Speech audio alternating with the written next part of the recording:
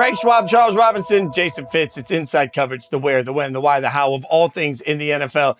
Gentlemen, happy day after Thanksgiving. Look, I'm just, this is, or day after Halloween. The day after Halloween. Wow. Yeah. Hey, this is what happens. ahead. Merry Christmas, everybody. Look, so this is a rejoicing day for us. This is Feisty Fridays, like, because we all yell at each other. So I'm just going to let you guys know right now that when we finish the taping, I'm going to go to Spirit Halloween, the store that has all the animatronics and such. I'm going to spend an inordinate amount of money on the animatronics that they're going to give me at 50% off. And while I do it, I'm going to listen to Mariah Carey's Christmas record because it is officially the kickoff of Christmas season. So, boys, if you think I'm already cheerful, look, I'm just telling you, Frank, it is the official kickoff for Christmas. We need to get through Thanksgiving before Christmas. Come on, this is ridiculous. People were telling me weeks ago there was Christmas stuff up. Like, what are we doing? Come on. He's just trying to get past the election. He's he's trying to project us out so we can go ahead and get beyond. Hey, everybody, we've teleported. Yeah. Oh my God. Yeah. I'm there though. I'm with it. Like, that's fine. Yeah. I'm totally fine with that. Let's go ahead and pretend it's already over. I tweeted out something to the effect of, like, Tuesday voices will be heard, votes will be taken, winners will rejoice, and losers will tell me the whole system is rigged. And then jokingly said, we're talking about the college football playoff rankings, of course, right? I didn't get the response to that I thought I would get. I got some heat for that. But Mariah Carey's Christmas makes me feel better. Frank, I don't need, Thanksgiving is the halftime of Christmas season. I will remind you, good sir. Halftime of Christmas season. Like, what do you do? What do you do at halftime? You drink, you eat, you talk to your friends, you catch up, and then you go back and watch the game. What do you do at Thanksgiving? You eat, you drink, you catch up, go back. So, like, halftime, I could actually buy that a little bit. I can't lie to you. That was actually a decent explanation. But no, I don't need Christmas stuff all Thanksgiving. I got enough time to stress about Christmas without worrying about it for the next 4 weeks. Yeah. I'm just trying to figure out when to get those Pentatonics tickets. I'm in for all of it. All right, let's get to Thursday night football. I'm a walking cliche. The Jets beat the Texans 21-13. C-Rob, rejoice. Everybody's fixed. Christmas has come early. The Jets are going to be just fine. Well, are we going to have an honest conversation about the Jets now? Listen, let's remember the Jets were favored by Vegas, right? That was a big deal. I think everyone was surprised when they saw the line and they're staring at it and they're going, why are the Jets, who are a flaming, like there's a house on fire right now, favored over the Houston Texans? Well, it was a good reason why. The Texans are beyond banged up. They can't protect CJ Stroud, the quarterback, who does not play as well on the road as he does at home. If you look at the data over the expanse of his first season and a half, he's missing his top two wideouts. Right, when your number one wideout, who frankly played well, Tank Dell, is 165 pounds soaking wet. You're wanting a little bit. Nico Collins is missed there. Stephon Diggs is missed for the Houston Texans. And there was a reason why I think the Jets were favored at home. I will say that, okay, Jets fans, you get a reprieve. It's nice. You know, you get a win. It feels good. The season's over. Be honest with you. It's over. Wow. The season is over for the New York Jets. We're going to get there. It might take 2 weeks. It might take 3 weeks. It might take 5 weeks. But the season is over for the New York Jets. And as I texted someone last night, an executive, I said, play this out for me. How does this end? Eventually, they're going to suffer the next loss that's going to really remove them from any shot at making the postseason. And then where do we go from there? Where do we go from there with Jeff Ulbrich, the head coach? Where do we go from there with Joe Douglas, the general manager, who is in the last year of his contract? Where do we go from there with Aaron Rodgers and Devontae Adams? And he replied simply, call me tomorrow. I don't have that long to talk tonight. Like it's a really long conversation to be had. I'm happy for Jets fans because I know it was really, really tough to go through the expanse that they did without getting a win. And we talked about it before we got on here. Malachi Corley dropping that ball before he went into the end zone was that moment where you're like, wow, this team is really it's realistically cursed. Like there's nothing will ever go right for them. There's something absolutely broken beyond repair. And then we saw, and Frank, I'll let you talk about this. We saw the reaction of fans, which was, man, frightening, honestly. It was frightening. Like, a guy dropped a ball in a moment that was really the apex of his rookie year, the apex of his arrival to the NFL. He did something good finally, and he undermined himself in a way that is very disappointing, but it was not the end of the world. And yet you saw how Jets fans reacted, and you thought, man, this is how bad it's gotten. I mean, I said, I kind of wrote it sympathetically. I felt bad for Malachi Corley. Like, this is this kid's second touch in the NFL.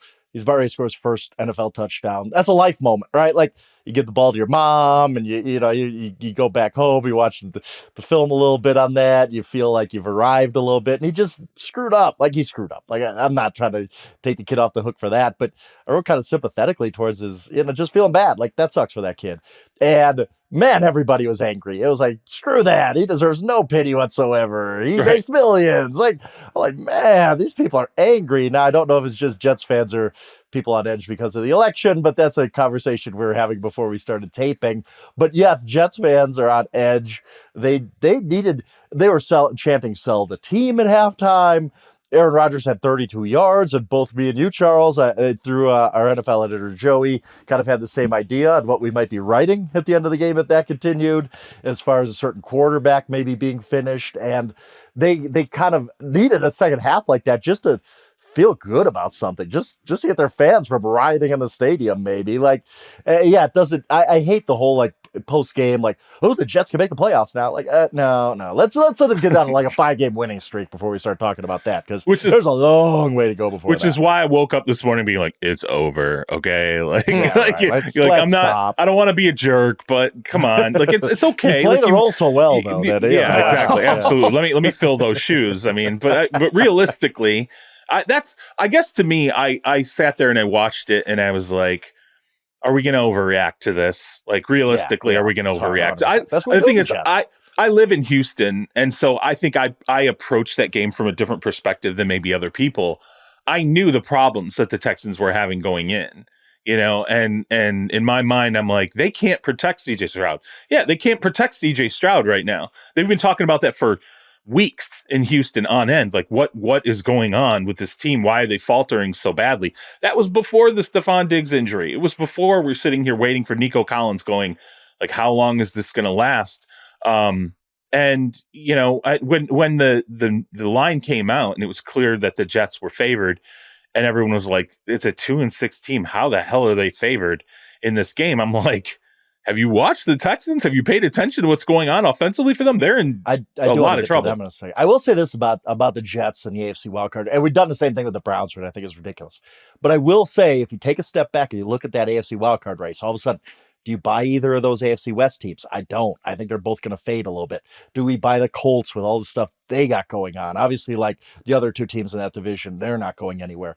Yes, the AFC North is very good, but the Bengals haven't made a move yet. We look at the AFC wildcard race, all of a sudden we're like, 9 wins might get somebody in, and we might, maybe if you squint, maybe 8 and 9 is the last wild card team. So that I guess leaves the door. I swear, like, look, like who do you think is who's made a move? Like, this AFC wild card race is not as strong as we're making it out to be. Now, I'm not the Jets are done, the Browns are done. Like, I get that. Like, somebody like the Bengals who have a little bit of a lead in the race. But I will say that the whole notion that you need 10 wins, I've talked about that a lot. Maybe it's not necessarily true if you don't buy into the Broncos or the Chargers or the Colts or all these kind of but the Broncos have 5 wins right now. Like, it would take an absolute just fall apart for the Broncos. Like, this is the thing. Like, they haven't beat nobody. Like, that's the thing. Like, I don't disagree with that, Frank. But, like, you're talking about going from a 3-6 team trying to overtake a 5-3 team. You're making up a lot of ground. So you got to win. You got to win all the way across the board, and you got to hope that the Broncos just absolutely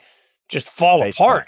And I don't think the Broncos are great defensively. They are. And I think the Broncos have played a soft schedule fine. But, like, I mean, still, the Broncos have 5-3 at this point. You're right. No, the journey to 8 wins is easy for the Broncos. The thing is, like, if I sat here and I looked at the Jets and I said, hey, I believe they're a balanced offense consistently. Like, they're actually going to run the ball 30 times a game with some ability. If I looked at Aaron Rodgers and said, Garrett Wilson didn't have to make the catch of the season last night to get an inch, get a shin down by an inch I still don't know how that play was called like that. By the way, like, it's the same action, but his shin hits before the knee, so that's okay. Like, I was like looking at the replay, like, I don't even know what the rule is here. Like, it seemed like the shin shouldn't count because the knee hit right after. Like, why is that a touchdown? Like, there was one of those "what's a catch anymore" type of moments. I think we continue to wonder the double tap of one foot. Like, someone made the point of, like, why is, if you get your right foot and you tap it twice as you're going out of bounds, why is that not a touchdown? And people are like, well, it's not both feet. And so someone responded, I don't know who it was. It was over the weekend, last weekend, as I was watching games. And they said, well, so wait, if a guy hops on 1 foot 15 times in the end zone and then goes out of bounds, that's not a touchdown because it's not both feet, but he hopped on 1 foot 15 times. And I'm like, that's a pretty good point. Like, what? Maybe we need to look at, if you get a limb down and it's because to me, I'm like, okay, well, it's a foot plus a shin. Why is a foot plus a shin better than a foot twice? If you tap your your right foot down twice, why is that better than a foot plus a shin? It was weird. Real quick, guys, I want to talk about CJ Stroud because I kind of wrote that at the end. I said, you know what, the CJ Stroud's not bad at all this season, but he ain't rookie year CJ Stroud. I think he's struggled. Now, do you guys just like he ended it? What wasn't just last night? It was the Vikings game where he looked really confused. Right. It was the Packers game where he threw for 86 yards.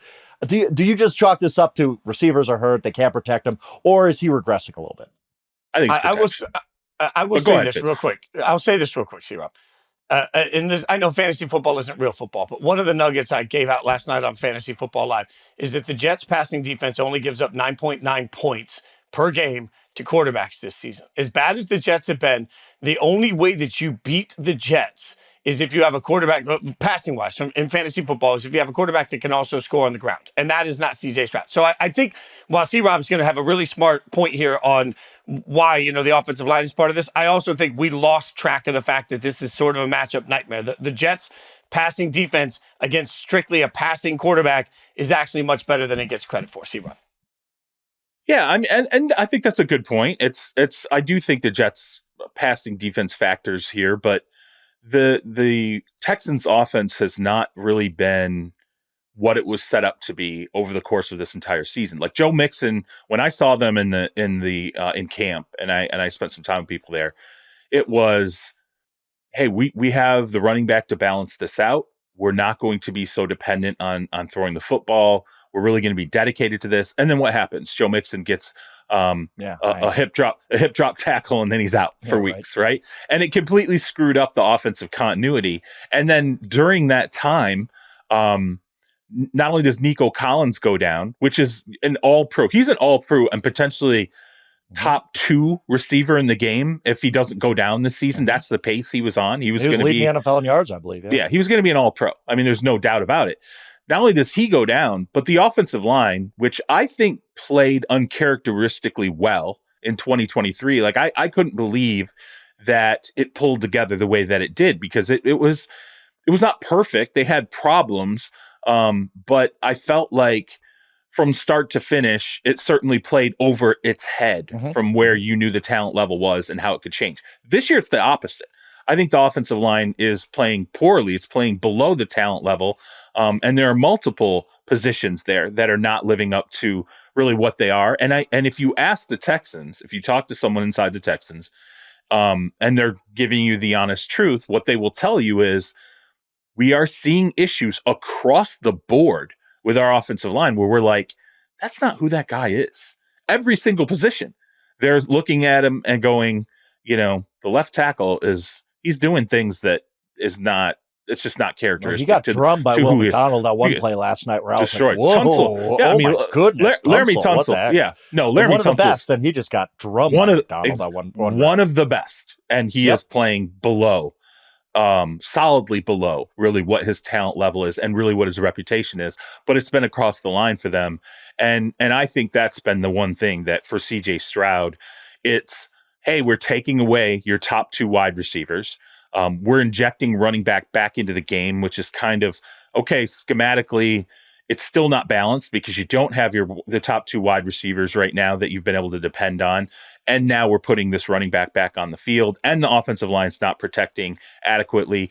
It's been uneven. It's been a mess. I think by the end of the season, they will have resolved these problems, but there's no question that right now they're kind of going through it. And again, that's why when they went into the, they go on the road against the Jets, I was like, I can see it. I can see them losing this game, particularly when you look at how Stroud has performed at home versus on the road. Very much looks like a rookie, I'm sorry, not a rookie, a player who is a season and a half into his career. He plays on the road like it. You're looking at him going, okay, he's not a finished product. Let's not make him into a finished product. The numbers show, particularly on the road, he's not a finished product. And oh, by the way, the pieces around him are struggling right now. Do you think at some level, while none of this is necessarily the fault of the offensive coordinator, a few months ago, Bobby Slowick, the offensive coordinator of the Texans, was a hot head coaching candidate. Today, with the sort of step back for a lot of different reasons, does Slowick regret not going after a head coaching job while the iron was hot? I don't think so. I think he'll be fine. Yeah. I think the Texans are going to be fine at the end of the day. I think they're going to get better, and Nico's going to be back soon, and they're going to win that division by a few games. And Frank, who knows what they do in the playoffs? Okay, so let's look at Ben Johnson, right, with the Detroit Lions. Hot as a pistol, right? He could have had a job last year. He could have a job right now. If he could have a job right now. I mean, yeah, he could literally coach somebody on Sunday. Absolutely, there'd be a franchise out there, be like, "Come on with it." Let me ask you this about Ben. All of a sudden, the offensive line's playing subpar football. All of a sudden, you're taking away David Montgomery's off the field. Now, they're lucky they have 2 running backs in Jahmyr Gibbs.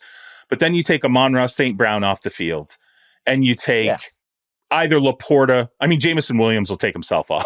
Oh, my God. At this stage. But aren't we going to all of a sudden look at Ben Johnson and go, well, geez, Ben, why isn't this running as well?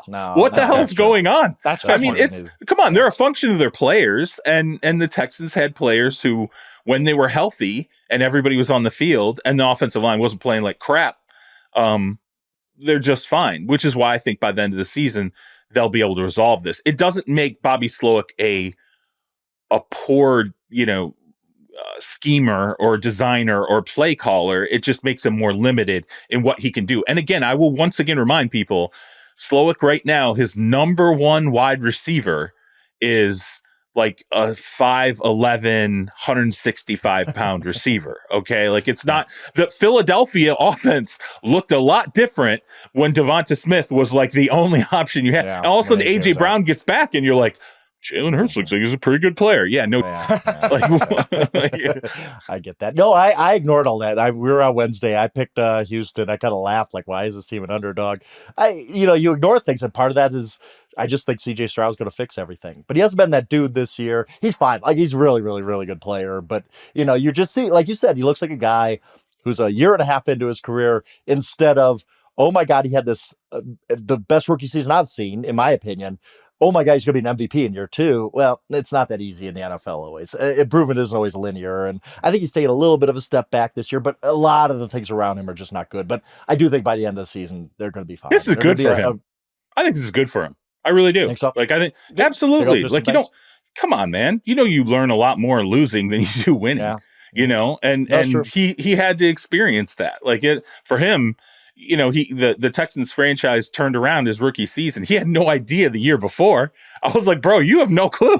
Like, this was horrible. Like, dumpster fire. Yeah. I mean, come on, man. Like, this is like, it's like you didn't go through the garage door with your car. You went through the garage door, the living room, the back patio, into the pool. That's what this franchise used to be, the Houston Texans. You have no clue that's how it was. And now you're starting to experience a little bit of hardship. So I think it's good for him. And frankly, I think it's good for the Texans. They need to be reminded a little bit, like, oh yeah, injuries, they do matter. Oh yeah, the offensive line's continuity, you need more depth, or, the coaching has to be on point, and even those offensive linemen have to remember, here's who you were, here's who you are, and look at the difference, And so I don't think it's a bad thing for Houston. I really don't.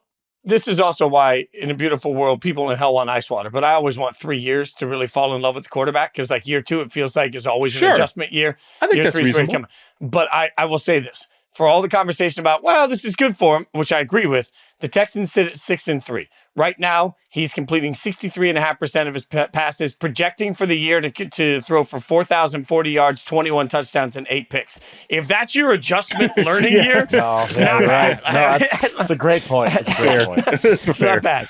All right, let's get into some trade deadline names to watch. I don't know if you guys know this. There's nothing else going on Tuesday but the NFL trade deadline. NFL trade deadline and election day on the same day is like, I was talking to Joey, kind of our NFL editor, about it, and I'm like, oh my God. Oh, wow. Okay. Well, how am I going to do this? Because I'm nuking social media on Tuesday. But anyway, yeah. Okay. Yeah. Well, and again, check out College Football Power Hour, by the way, the other show that I'm part of for the college football side. We'll do the first ever of this year, the first rankings reaction on Tuesday night, because the college football playoff gives us our first committee meeting with the ranking of 12 on Tuesday. So sure, people are going to be paying attention to sports. The trade deadline is here, and C-Rob, you put out some names to watch. One really interested me because I go back to when he was drafted and what we thought it was going to mean for the franchise. Travis Etienne and the Jags. Like, as much as we focus on Trevor Lawrence and what hasn't gone right there with the Jags, like Trevor Lawrence and Travis Etienne together was supposed to be this special moment, and now you've got him as a name to watch on the trade deadline. Yeah, and what's interesting, this really should have been Christian Kirk. Like, that was the name to watch. That was the guy they were going to move. I think they were going to trade Christian Kirk. I really do. And they broke a collarbone. And that was it. Like, it was like, we're showcasing him. We're going to make some moves. Cam Robinson obviously gets dealt, which, okay, I get it. Like, the guy, you weren't going to sign him to a deal after the season. He was going to be a free agent. But, I mean, like, you take it. Like, okay, let's go ahead and just take away a piece on the offensive line in the midst of this. So, Kirk being a piece that they couldn't move. And then I think Travis Etienne, who's been banged up this season, but really, the reality is they've just been a better team with Tank Bigsby. Like, Tank Bigsby has taken away that job from Travis Etienne. He's a more physical player. He's got just a burst and a spark to him. I think when he's had his big games, you've seen the entire offense change, not only from the standpoint of how they scheme things, but from an energy level. I haven't seen, like, Jacksonville's offense when he is pounding guys, and he's had some of these games, and you see him, he'll have like a 5-yard run where he just obliterates somebody. 7 guys. Yeah, you see every player, you see the energy on that offense completely change, and the energy of the team completely change. And Etienne has not brought that. Wildly productive player, obviously Travis Etienne, through the expanse of his career, both running and receiving. Dynamic player, but not someone who I think tonally changes. Doesn't change the tone of the team the way that Tank Bigsby really has. So I think it's, as much as Doug Peterson has come out and said, hey, Etienne's still our number one back, he's still our guy, all this stuff. I think Jonas Johnson's looked pretty good. If you're even like, yes, like, he could be a great and that's number been part two. of it, Why Frank. not? Yeah, that's kind of part of it too. You're like, well, okay, but Bigsby and Dearness Johnson have looked like a very balanced duo. That's good. And you can still get something out of Travis Etienne. He's got another year left on his deal that's relatively cheap. I think at this deadline, and I doubt it will end up happening, I think it's going to end up being a quiet deadline, to be completely honest with you. Really? Why is that? I do. Because we've had 9 trades since mid-October. Okay, that's fair. But there's so many teams that are sellers. We've talked about this, that I think it's 10 teams that have 2 wins or less, that there's so many. It's almost like flooding the market where you have a bunch of sellers this year. That's why I thought it was going to be more active. But that's interesting here. You think it's going to be quiet. I think we get focused on the deadline being, it's like, oh, November 5th, that's the deadline. So we look at November 5th and then the couple of days before it, and we look at it as like this 3-day window. The reality is the trade deadline starts in mid-October now. It really does. No, I get what you mean. And that's when teams start moving guys. So it's been a very active trade deadline. We've had 9 trades. Since if these all happen on November 5th, we'd be like, this is the craziest day in NFL history. Yeah. So what, for running back like Travis Etienne, what's a reasonable expectation for Jags fans on what they would get in return? I think depending on the team that would be in the market for him, you'd want, I think any team that's worth its salt offensively, that could plug in a dynamic player. And that's another thing too.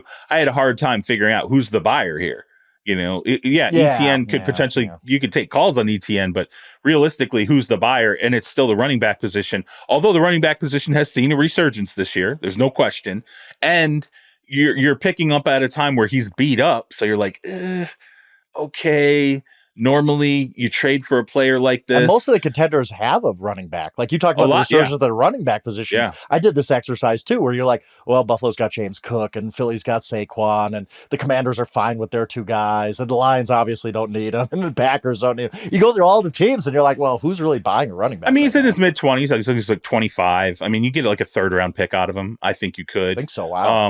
And I do. And like that, yeah. But I think you could get a third-round pick from the right team. I just have a hard time figuring out what the right team is. And I think that team invests that pick going, we have him, obviously, for 2025, but we want to extend him. We want to do a deal with him. But at this point, he's not healthy. So really what you want to do is you want to see him in your scheme the remainder of this year. If you like what you see, then you go to the table and you go, okay, let's work out a modest contract extension, into your late 20s. And that's the pick we're ultimately picking up. But again, I stared over and over again at, let me look at the teams that are kind of in it right now.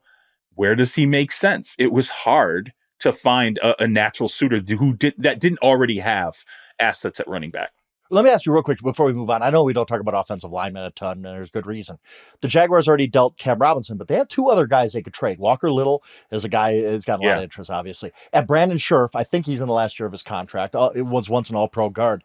But at what point does Jacksonville weigh, okay, we can get something for these guys versus if we trade one or two of these guys, we're going to get Trevor Lawrence killed the rest of the year. Do you think that they would keep those guys just for the reason of we still need a functioning offensive line for half of a season? Yeah, I think it's hard to move off of a tackle and then go, let's go further at this point. Yeah, right. That's what I'm thinking.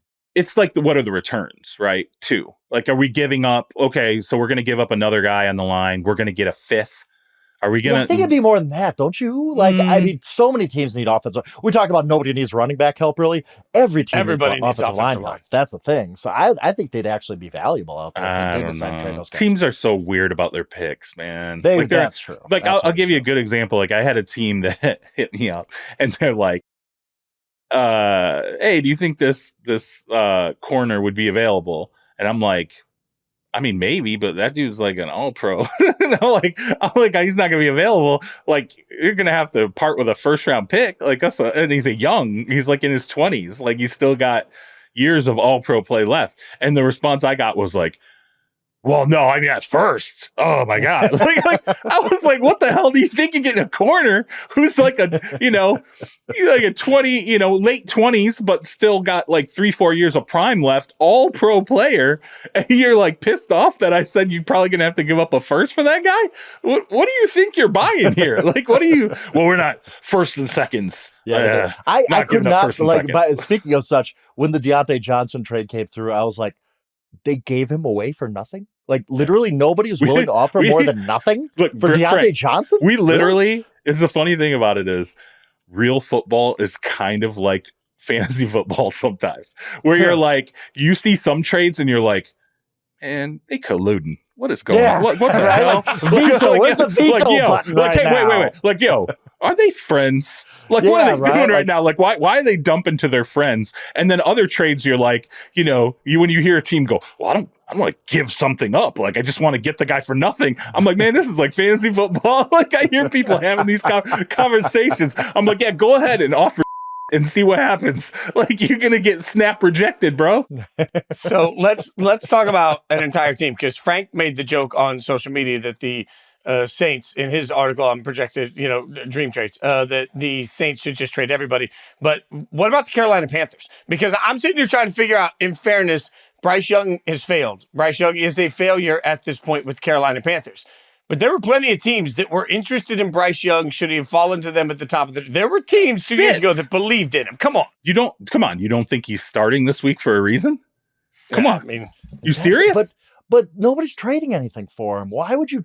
That's a fantasy football thing where people are like, they smell blood in the water and they'll be like, we'll give you a sixth. Like, why would you sell him for pennies on the dollar? Listen, he played, so he gets reinserted, right? And I thought he played solidly. He had some bad moments. He had some bad moments. Okay. He had some bad moments, but he also had some moments where he made some throws where I made this throw to Jalen Coker down the left sideline. And I think it was on 3rd and 14. Critical down, right? Like pressure situation. Perfect pass. I mean, it was beautiful. I mean, it was an unbelievable throw. Converts the first down. And I'm like, that's that dude. Like, that's the guy. And that's, people who were Bryce Young believers going into that. And it was pretty much everybody looks at a throw like that and goes, oh, yeah, that's right. When this guy's confident and he's protected, he can make these throws where you're like, whoa, okay, pressure situation, put it, through a dime into a spot. I think there's a reason why Dave Canales did not come out and say, we're not trading the guy. And then they're also starting him this week. I think there's a showcase of, okay, you saw him reinserted, his not mush.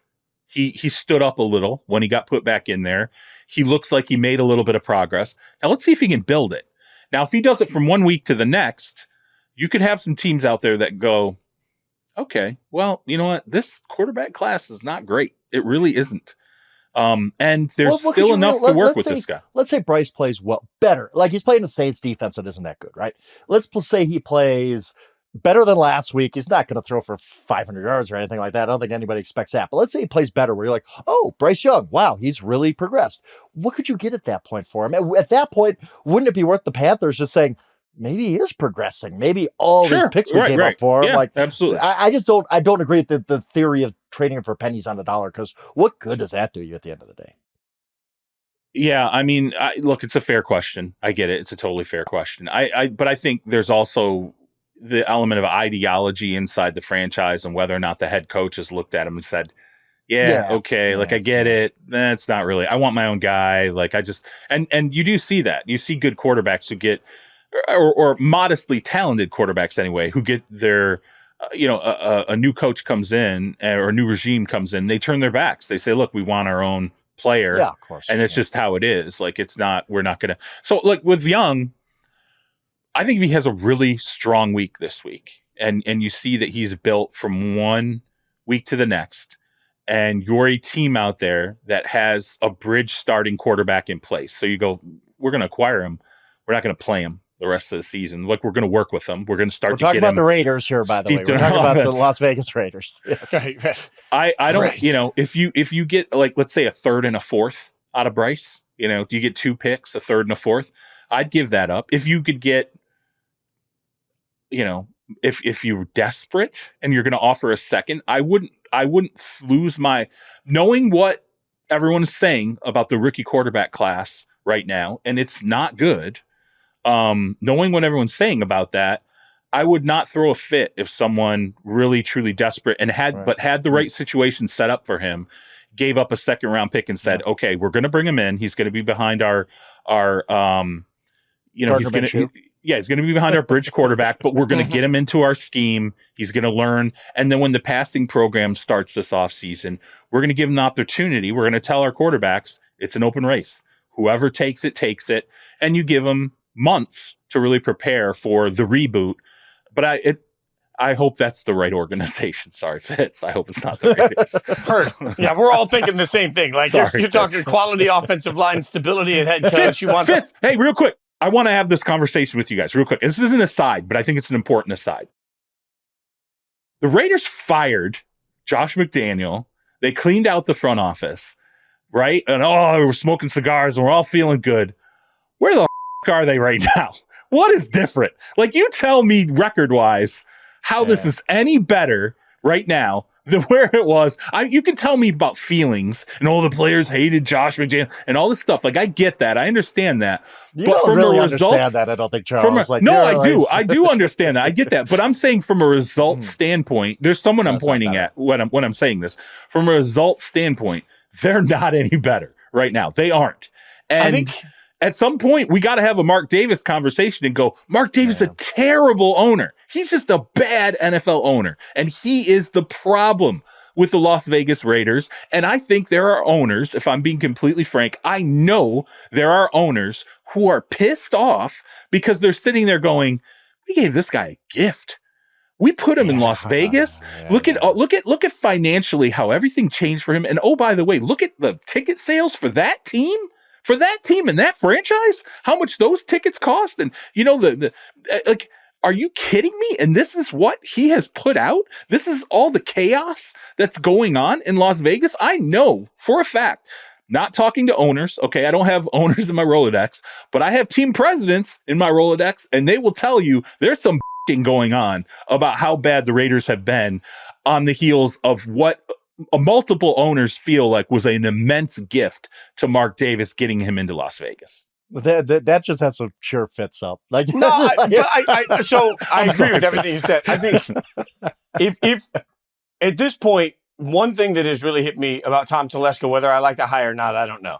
But Tom Telesco, from the day he got there, has made it very clear he's worried about long-term, not short-term, right? And so he's looking at a roster rebuild. I just think that that's tough for everybody. Like, it's tough to hear rebuild yet again, but I think the problem is this team never admits it's in rebuild mode, right? So you wasted Devontae, you wasted Josh Jacobs, you wasted so many players, and you're wasting Max. And at some point, you just look around the room, you say, okay, they've got just enough talent that they're going to win some games they shouldn't, but they don't have enough talent to compete.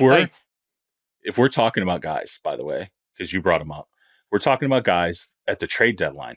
This offseason is going to be a Max Crosby offseason, 1,000%. They are absolutely going to get peppered with, is Crosby available? Is Crosby available? Is and the Crosby answer should available? Be heck no. Of course, and it's going to be no because Mark Davis loves him, absolutely. But I think the question is going to be, and I think this is what teams want to know, and they're going to put the feelers out. They're going to go, is Max happy?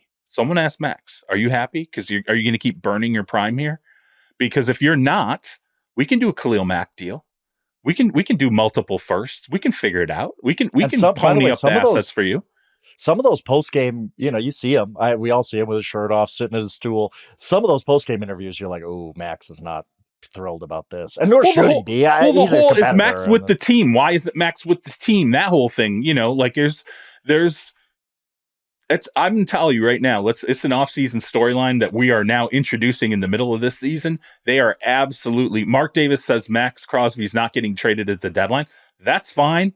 Teams will come back. And at the owners' meetings in March, there's going to be, and here's the thing though, Telesco is not a GM who's done the big, like the massive trade. He's not the guy who's engineered these big daring deals. He does not have that kind of a reputation. So that's a little bit of an impediment when you talk to teams about going and get Max Crosby. You're like, what are the hurdles? And they're like, well, number one, Max probably got to want out because Mark Davis doesn't want to let him go. Number two, you're going to have to give up a lot of assets. Like, he is a top 3-4 defensive player. And then there's going to be money. There's going to be financial considerations that you got to get. And then eventually you get down to the issue of the general manager. Like, is he a deal maker or not? If he's not a deal maker, it's really hard to do deals with guys that aren't deal makers. This is it. I'll wrap this quick, and I'll say this about every team that sucks.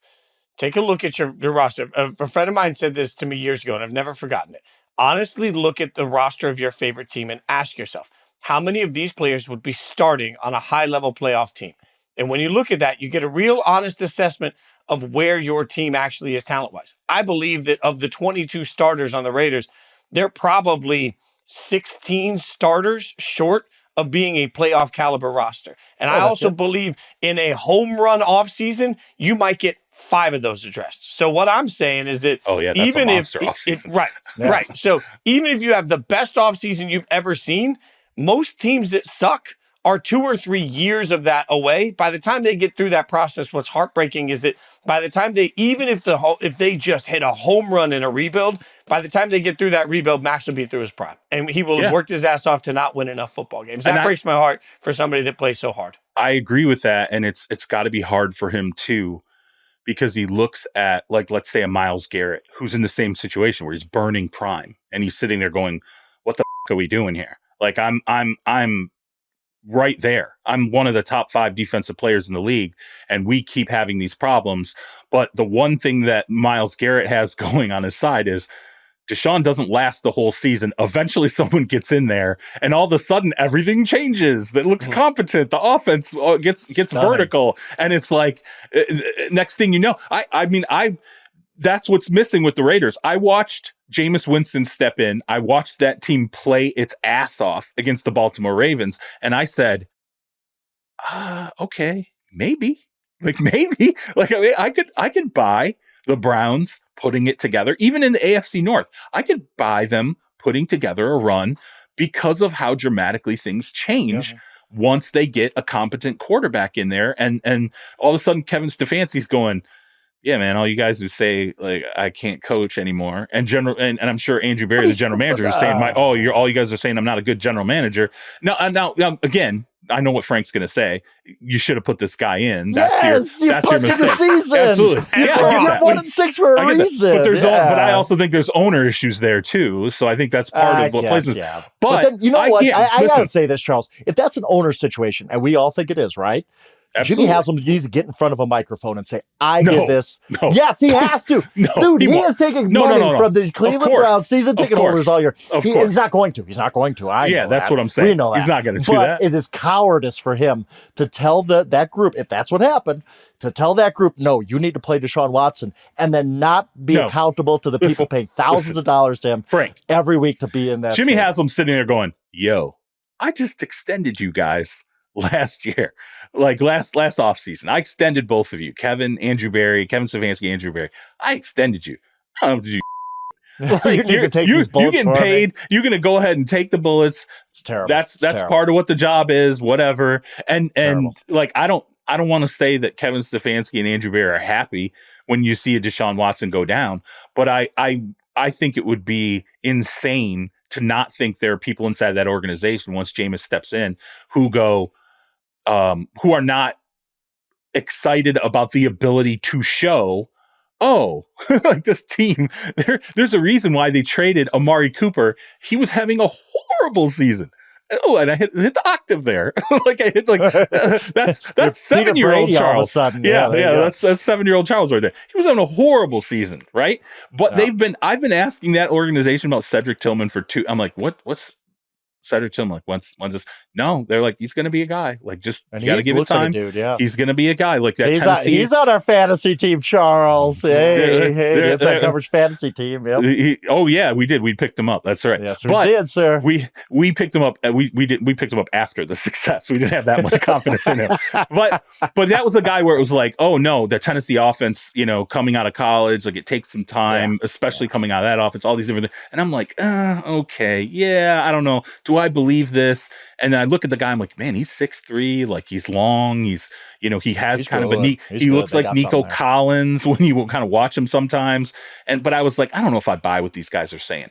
Then they get Amari Cooper out of the way and they get Jameis Winston in. And next thing I know, I'm looking at Cedric Tillman and I'm going, do they have a dude? Like, do they all of a sudden have a dude? Yeah. Even Elijah Moore came from the dead to be productive last week. I was like, Elijah Moore's still in the league. Wow, nice. Good for you, buddy. So this brings up a whole philosophical question I want to ask you. We're going to take a quick break. When we come back, what do you do when your owner sucks? All right, so we just spent all of this time talking about a couple of different instances. And we didn't plan this conversation, but you guys are on it. And I think this is wildly interesting to me because Cowboys fans will go in and say, well, we can never win as long as Jerry's in charge. Raiders fans have echoed for years, we can never win as long as Mark Davis is in charge. Titans fans will come in and say, Carolina and David Strong. David Tepper. Like, you've got Jets and Woody Johnson. The funny, but here's the thing. You become an NFL owner because you were so good at business that you made billions of dollars. Congratulations. That doesn't mean you know shit about running a football team. Right. So what do you do if the person that's in charge of your favorite football team is simply incompetent at running a football team? See, Rob, like that, where is the hope for anybody? Arthur Blank in Atlanta, who I don't think is the worst. Like, I've never looked at Arthur Blank and been like, he's in the bottom third of owners, but he's had a lot of stuff around, like there was always stories about Arthur in Atlanta about, you got like coaches having to have like film Monday or film Tuesdays with Arthur where you sit down and you go through the film with him and stuff like that. And I've always been like, what? Like, why do I want my owner who, has been great with Home Depot, but has no idea how to scheme up an offense or a defense? Why do I want my coaching staff sitting down and going through film with him? Why is he on this? He owns the team. You can be on the sidelines. Nobody says you can't be on the sidelines. But I'm sorry. I can't help every game that I see Arthur down there in his like 1980s porn suit. Like, you know, with the mustache. I'm like, dude, why is he on the sidelines right now? Like, why is he doing this? Is horrible for me, by the way. Like, what I'm saying right now, this is terrible for me because I have people in that organization who are going to be like, bro, why would you ever do this or say this? Why would you say this? But I will say when you look at the Atlanta Falcons, they went and got Raheem Morris, right? You have, I think when you get the coaching staff and the personnel staff aligned, and then they start to make some decisions that are free thinking away from Arthur, drafting Michael Penix and going, we're going to stick him on the bench, and we went and got Kirk Cousins because we believe in this guy, and we think he can unlock, particularly offensively, this talent that we have, and then we're going to take Penix and we're going to put him on the bench and all this stuff. Those were not Arthur Blank's ideas. Those were the ideas of the coaching staff and the front office, and they were. I did the Yahoo draft show. Fitz, you and I were sitting there when I was like, I had a guy text me before anybody knew Michael Penix was getting picked, and I was like, I ain't saying that out loud because that's a lie. Like this is something wrong here. I'm gonna look like an asshole on the draft show saying Michael Penix just got taken by the Falcons, and yet now that we see what Kirk's doing, we see Kyle Pitts turning a corner. We see what's happened with Drake London, Bijan Robinson. We see all these different things being unlocked by Kirk Cousins. And I saw how Michael Penix looked. I'm like, man, there's sneaky, decent decisions being made in this organization. I think those are decisions. Those are in the football offices. They're not in the ownership offices. So it's the ability to separate the good parts of an organization from an owner who's not great. And I think, Fitz, you're asking about bad owners. That's the problem. I mean, it's bad owners are the ones that are really front and center in the middle of every single decision. And sometimes are squashing your football decisions. That's that's the one thing that separates bad owners from bad functional owners is the bad functional owners at some point realize I got to give this up. I think it's Stan Kroenke, really. I don't think Stan Kroenke's a great owner by any means. But in the Rams side of it, he let Snead and McVay do their thing. And those guys are geniuses. And they figured it out and they won a Super Bowl. And even on the Kroenke family obviously owns, based in Denver, they own the Nuggets, they own the Avalanche. They let, Calvin Booth and Michael Malone know what they're doing. Yes, he also stumbled into a second-round pick from Serbia, who ended up being one of the greatest centers of all time. But I think in those instances, they've kind of let the basketball people do basketball things, football people do football things. And I think that's the difference. When you have a meddling owner with Daniel Snyder, he's kind of the extreme example of all this. David Tepper, I guess, too, where, Daniel Snyder famously, as Jay Gruden said, coming in off his yacht to make the pick. You can't have that. That's never going to work. If you have a bad owner, that's fine. But he needs to hire the right guys to make the decisions that he just can't. He's not equipped to make. Like Fitz said, these guys become NFL owners not because there's some training ground for it. It's because you've made a bunch of money in another industry or your dad left you the team. That's the only two ways you can get an NFL team. And there's not a way to kind of train for this, but you have to let your football people do football things. Then you could be a bad owner and you're going to end up with good results because you have the right people in place. You also have to be able to identify good football people. And that's where you use a basketball analogy to this. Well, let's look at James Dolan from the Knicks, who was absolutely destroyed for the longest time when all he did was hire Phil Jackson and give Phil Jackson basically full control of everything. And then Phil just wasn't really engaged and the Knicks sucked and everybody still blamed Dolan. And I'm like, what do you want an owner to do? Like, a lot of these owners are, it's not that they're not trying. It's just like, I believe Jerry Jones has the Cowboys' best interest at heart. I do believe that. I'm just not sure Jerry Jones is the best at identifying a great football mind. And that, that's its own beast to try and figure out. I believe Mark Davis thought he was pulling off the greatest coup of all time when he brings John Gruden back. And he's like, this is going to save the team. And every time he's made a decision, like hiring Josh McDaniels was not a controversial decision. This was a coach that most people thought was, for most, we go back to the fact that the Colts offered him the job. Like multiple teams at some point were interested. Like, so Sorry, I thought of a memory I had from last night. Sorry, it's just I hate to say this, but it does make me laugh. Mike Mayock, who obviously was the GM for John Gruden, he's doing the Sirius broadcast last night. And in the middle of the game, like Quinnen Williams does something good, and Mayock all of a sudden just goes, I tried to draft that guy. He's like, I tried to trade up and draft that guy. I'm like, what the hell does that have to do with this right now? Like, are you why PTSD? Yeah, all of a sudden he just straight up he just introduces his career failure as a general manager in the middle of the conversation. I hate. Can't even tell you one of the weirdest moments I ever had working at ESPN. I was on Get Up. I was hosting Get Up the day that Mayock got the job, and our analyst to break it down that we had last second was Louis Riddick, who had also very publicly interviewed for the job. And so I could see the return camera where like Louis is in a different spot. I can see the return camera as he gets the news that this is Mike Mayock's job. And you saw the whole, and then it was like 30 seconds later, Louis' reaction to Mayock. And I was like, oh my God, this is just that is what brutal. the hell is that like? How do you, That's and so then for me brutal. as a fan sitting here saying like, this is such a, and I can't say anything. I'm on TV. Or I can't destroy this thing on TV. Or it's the worst. It was the worst. Okay. Now that we've had that deep, meaningful conversation where we've solved nothing for fans who suck, let's, for fans of teams who suck, I should say, let's do a little bit here on the quarterback stock exchange, stock up, stock down. Give me one guy that you're wildly up on this week, C-Rob. Wildly up on this week. I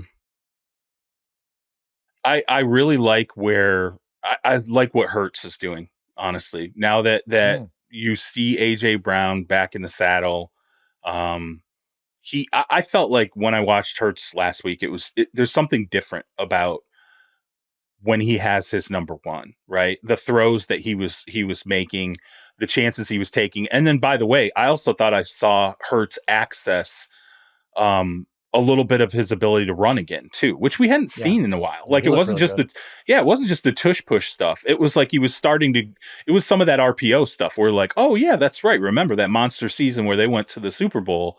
He was really a dual threat quarterback. And I felt like I felt like a lot of that went away this season. And there was an element of confidence that I saw last week where I saw the flashes of the guy who was that Super Bowl quarterback, who was that guy who got the contract extension, all those different things. And I think AJ Brown played a lot into it in terms of that confidence.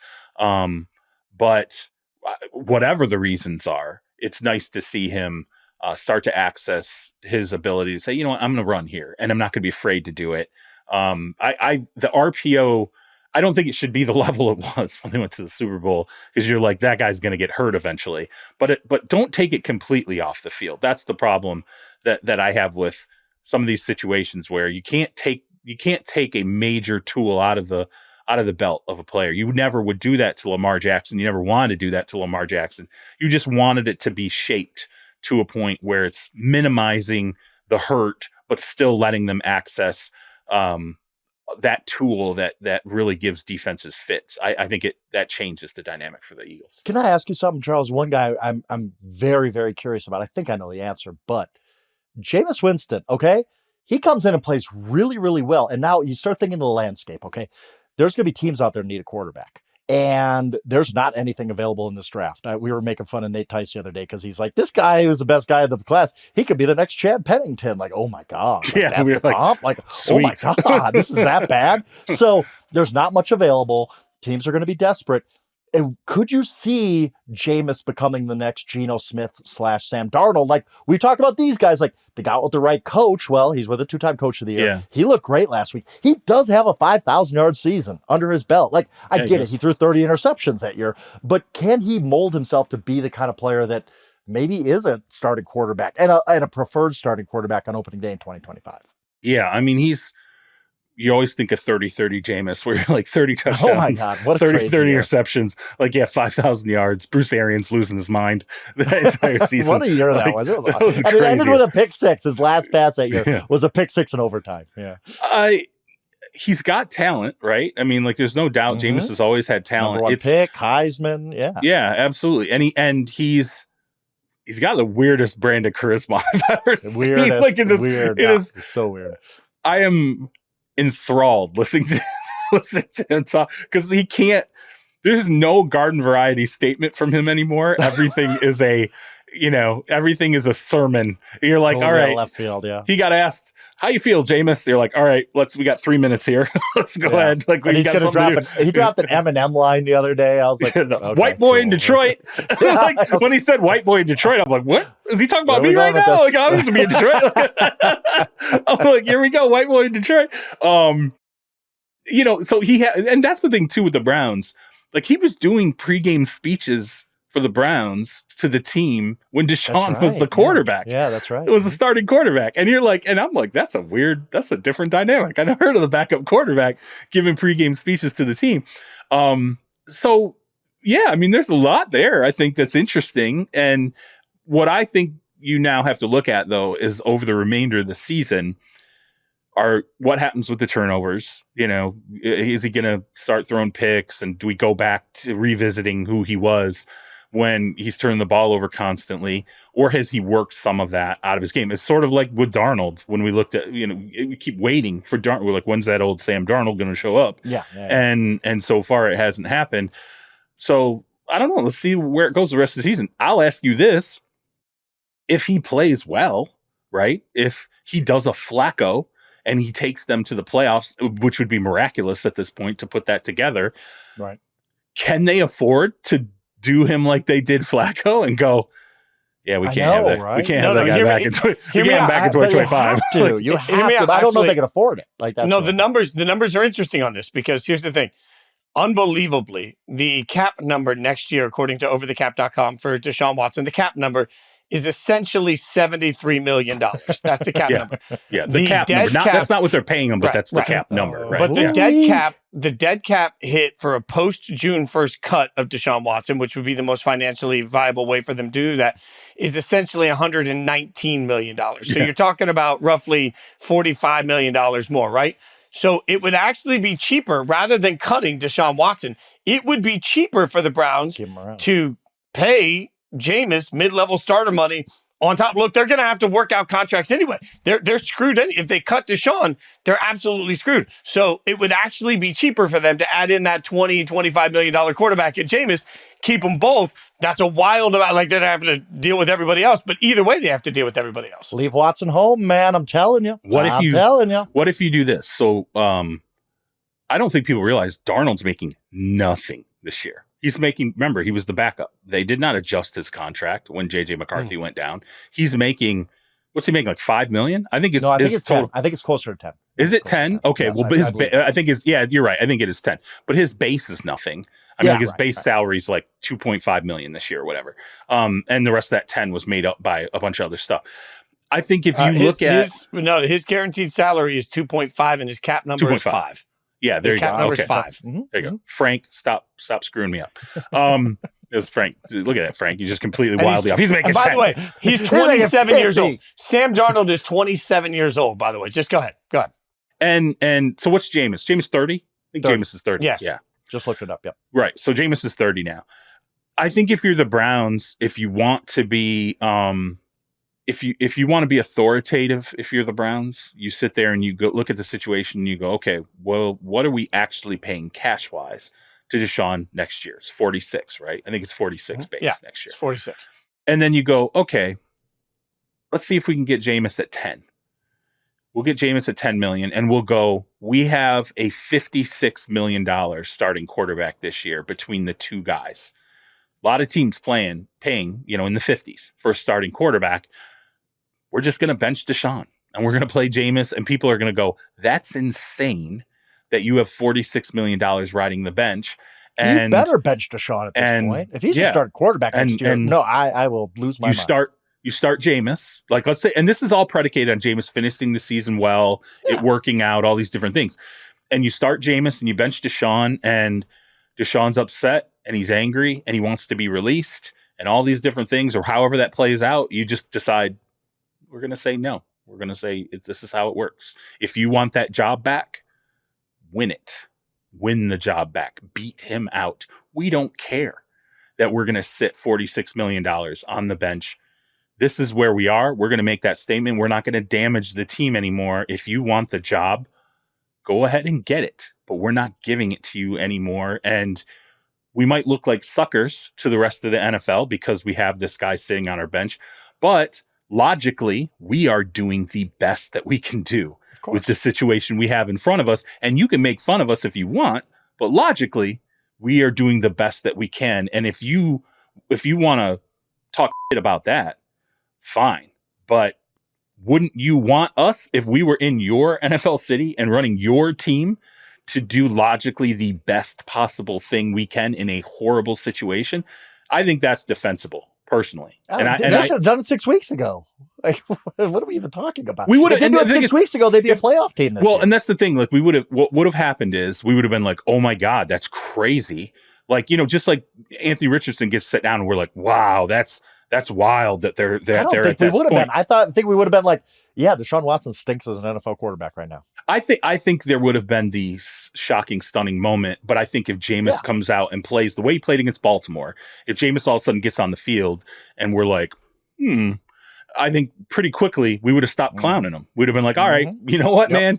It sucks, but you did what you got to do, and it's not an easy to go through it. But I salute you, because you're doing something that is not easy to do, and you're winning games, and really, that's ultimately what matters. And I would think back, if they had done that, I would have said on the show, I would have said, well, you know what? Flacco went in there last year and led them to the playoffs. So why would you not learn from that experience? And this is the move that you make. So they're going to, unless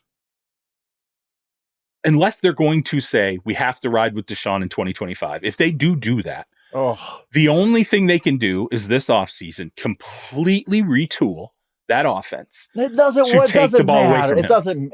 If he's your quarterback, you're not a functional NFL football team anymore.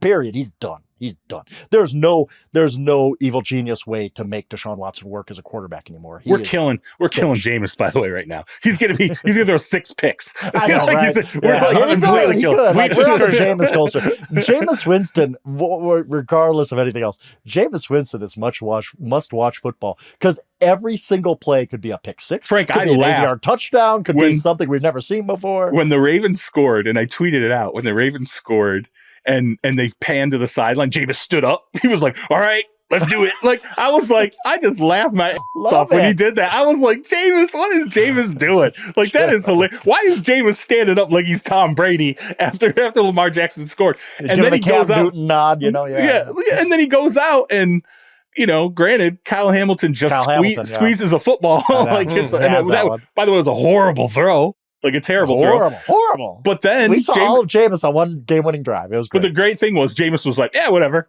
Like, I'll throw another deep one. I don't care. Like, yeah, no problem he with has this. no conscience at all. Like, none. He's phenomenally entertaining. He's going to be starting. A great way. He's going to be starting somewhere next year. One more quick break, and then we'll tell you who's not starting.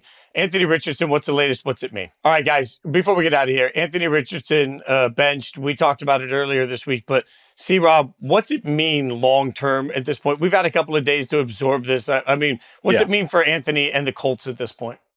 Well, it's interesting because Steichen came out a second time after the change, and he said, like, Joe Flacco's our quarterback moving forward. Like, as in, like, this is our guy. Like, we're not, this isn't a brief, thing. Yep. He's QB1, right? No one's buying that across the league. Like, because as soon as this happened, I sent out texts to, like, coaches, execs. I'm like, hey, from your experience, what now? Like, how does this get fixed? Like, what do we do here? And it was a wide range of answers, and, but nobody believed. It felt like everyone was on board with sort of the same theme. Well, they're in playoff contention, Flacco will be the starter. Once they're out of playoff contention, Anthony Richardson will return to the starting lineup as the quarterback. The problem for Anthony Richardson is their team is decent. Like, Flacco has pieces to work with. They could absolutely be in the playoff picture all the way through week 18.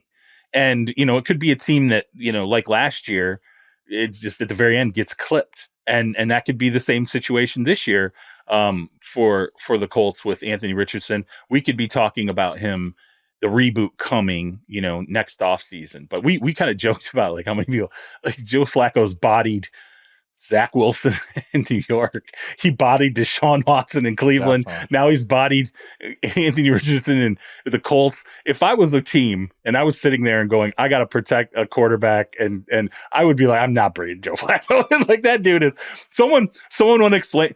Yeah, someone once explained to me, he was like, when you're choosing a backup quarterback, you have to be careful because does that guy want the starting job or not? Like, if he really wants the starting job and he's capable of taking it, you should weigh that in. If you're sitting there staring at a starter that you want to develop, you don't want to bring in the backup who wants the job. You want to bring in the guy who's like, I'll support you. I'll help you plan. I'll help you during the course of the week, meetings, all these things. And I'm not going to be trying to steal your lunch money.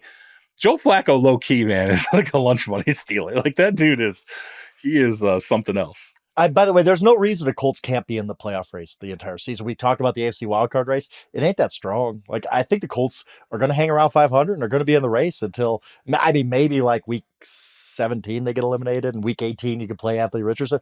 I think this is kind of a tricky situation in that way because I just don't think the Colts are going away in the race because the race isn't really that strong. Right, Frank.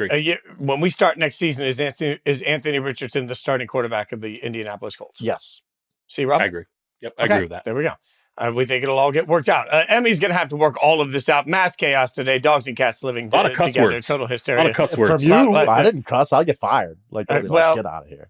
No, Frank, you've got that like shiny dome. You can do whatever you want. Like, nobody says anything to shiny dome guys. Like, shiny dome guys can cuss and it's fine. Now Bearded guys. Now you're part of the club. Yeah. It's not quite shiny, but I'm going to get there. I just maybe for Halloween next year I'll bick it, and then I'll be Frank for Halloween next year. Emmy doing great work behind the scenes. We appreciate her. Follow us on social media, especially if you want to complain about the Jets. That's just get over to Frank on that. It's easy. We're back on Sunday, obviously reacting to all the games right after they happen. In the meantime, rate. Like, I'm sorry we spent so much time talking about the Jets, the Browns, the Raiders.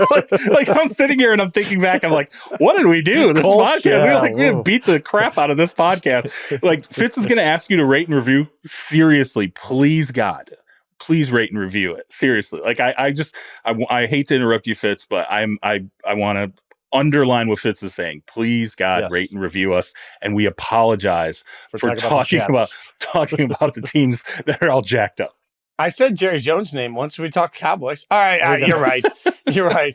But hey, Chiefs, Bills, Lions, good teams. There we go. And then you with all the good teams. We got them all in. Thanks for listening. We appreciate you guys. Have a great weekend.